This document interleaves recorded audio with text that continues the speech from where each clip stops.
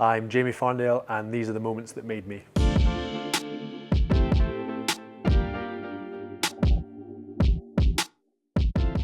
Yeah, so this first picture must be 2012, and brings back a lot of memories of what was a pretty crazy year for me. I left school quite young, and I played all the sort of age grade stuff, but never dreamt of being a professional rugby player or anything. But because I was so young, got offered this academy contract with Edinburgh and thought, I'll go for this for a year and then see where I'm at. And then, I ended up playing for the under-20s a couple of years up.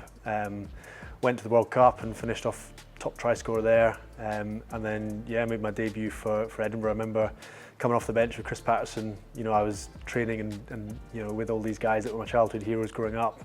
It was just this whirlwind of a year. And I got to the end of it and realised that this is what I wanted to do. So signed on a sort of three-year contract there. Unfortunately then started that next season with Accies. I actually broke my leg, fib and tib, spiral fracture, compartment syndrome. So what was a pretty serious injury. Probably luckily, naively, I was quite young. I didn't really realise what was ahead of me in terms of getting back and getting playing.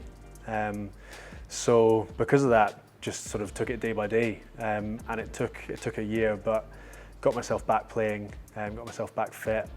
I suppose I sort of thought that I would just pick up where I left off and hit the ground running, but it took a lot more in terms of getting back into playing rugby and getting used to rugby again. Took a bit of time. And unfortunately, just once I felt like I, got back playing well again, had another pretty serious injury, a hamstring disattached from the bone, and had to get that reattached. So before I knew it, that sort of 3 years or 4 years that I had with Edinburgh that had started with this sort of whirlwind. I was back in the Edinburgh team and training, but felt pretty far from the starting team. This opportunity to go across and train with the Sevens came up. So. Grabbed that with both hands. I had sort of 6 or 8 months left and went across, and Cal McRae was the coach at the time. He'd just come in, and I just was there training, missed out on match day squads, missed selection for tournament after tournament, and then finally last tournament of the year was the Twickenham Sevens, and brings me on to this next photo. And this is that tournament. So picked for that, went down, and it was sold out Twickenham Stadium, 80,000 people, been drinking Pimm's all day, loudest crowd I'd ever played in front of. I remember Scott Riddell put me in, first touch the ball, left to right, drawn pass, put me in for a try. And then this photo was from that evening. Played England and beat them. I think Damo scored a hat-trick. And it was just the best sporting experience I'd ever had, and that was me. I thought Sevens is what I want to do. This is just crazy, the best sport to play, the best sport to watch. I just wanted more of it, and luckily Kitty saw something in me and signed me on for the following year, and I suppose from then didn't really look back. I probably owe a lot to him in terms of the coaching he gave me and opportunities he gave me as well. But I think it was 42 or 43 tournaments in a row I then went with the Sevens. Some of the success that we had with that squad, obviously that Twickenham final, the first one against South Africa, the comeback that we had to win. We hadn't been past a semi-final, so to get to a final was something, and then to win it in the way we did in the last play of the game was just crazy. I was lucky. I came into quite a Sevens squad that had been together for a long time.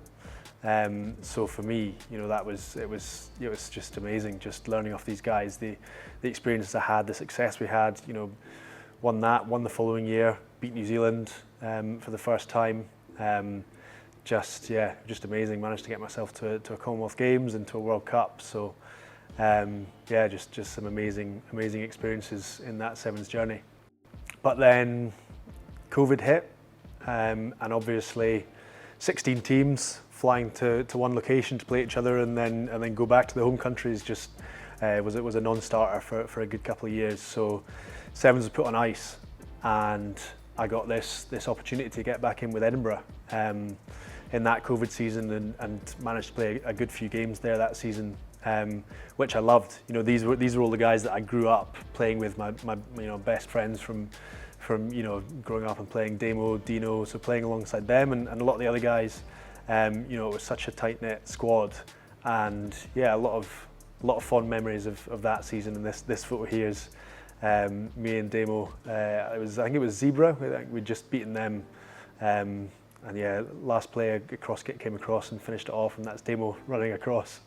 So yeah, that was a really special season for me, especially because of that 4 years where I'd had I played a bit early on, but then injury and whatnot had set me back a bit.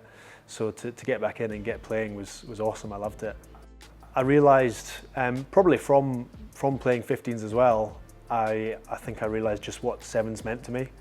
And as I say, I absolutely love the game. I genuinely think sevens is so much better than 15s for playing, for watching, for being a part of. I'd been in with Edinburgh, but I always knew I wanted to go back to sevens. So I got myself away from that and down and joined up with the GB squad ahead of Tokyo. Because the Olympics had always been something for me that had been a goal. As I said, I'd been to Commonwealth Games, I'd been to a World Cup. I'd had a bit of success, but the Olympics was always something that had been a goal for me. At the end of most seasons, I'd sort of think, if the Olympics was this year, would I be in the squad? This opportunity came up to go and join the training squad leading up to Tokyo, and unfortunately I missed out. I wasn't selected, and that was definitely the toughest, probably the toughest thing I've been through in my career. When you have a goal like that you're going for years. Definitely the days and weeks afterwards were certainly really, really tough. But reflecting on it now and looking back, definitely in terms of what I took from it as a person, I think you take these things one of two ways, and when you have such a big goal and you miss it, you either shut down and walk away, or you embrace it. And I'm pretty proud of how I was in around those moments. It was a funny situation, so a couple of guys that were picked weren't quite fit. They were just getting over niggles, so I was actually part of the team that then went for the final tournament before going out to Tokyo. A strange situation was where I've been told I'm not going, but I'm out there on the pitch as part of the team, and ended up playing one of the best tournaments I've played.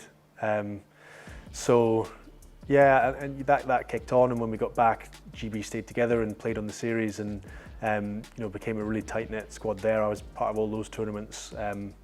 Managed, that last game, real high for me was we played Ireland, who we'd played again and again, had some real battles with, and last game was GB, managed to get an extra time winner against them. So just that whole year was really special for me. I think more as a person, because I had obviously this massive low, but also these highs throughout. And this picture here, just the people in that squad that through, I suppose, that emotional roller coaster I became really close to.